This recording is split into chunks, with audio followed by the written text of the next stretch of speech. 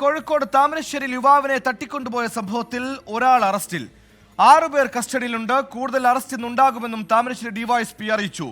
അക്രമികൾ മകനെ ക്രൂരമായി മർദ്ദിച്ചെന്ന് ഹർഷാദിന്റെ മാതാവ് റഷീദ 24-നോട് പറഞ്ഞു.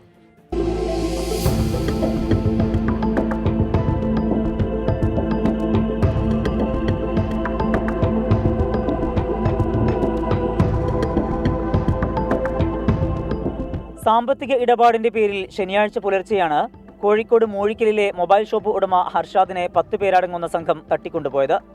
പോലീസ് അന്വേഷണം ഊർജിതമാക്കിയതോടെ ഇന്നലെ രാത്രി 8 മണിയോടെ ഹർഷാദിനെ വൈത്തിരിയിൽ ഇറക്കിവിടുകയായിരുന്നു.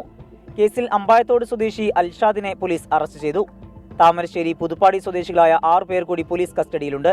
കൊട്ടേഷൻ സംഘമാണ് തട്ടിക്കൊണ്ടുപോകലിന് പിന്നിലെന്ന് താമരശ്ശേരി ഡിവൈഎസ്പി പി പ്രമോദ് പറഞ്ഞു.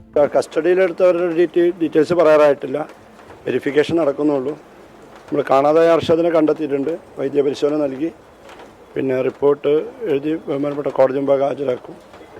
അത് വെരിഫൈ ചെയ്യുന്നുള്ളൂ. പറയുന്നത് അർഷാദ് ഇൻട്രൊഡ്യൂസ് ചെയ്ത ഒരാളുടെ പൈസ നഷ്ടപ്പെട്ടു എന്നുള്ളതാണ്. ആ പൈസ ഈ അർഷാദ് കൊടുക്കണം എന്നുള്ളതാണ് ഡിമാൻഡ്. ഹർഷാദിന്റെ ആരോഗ്യനില മോശമാണെന്ന് മാതാവ് റഷീദ പറഞ്ഞു.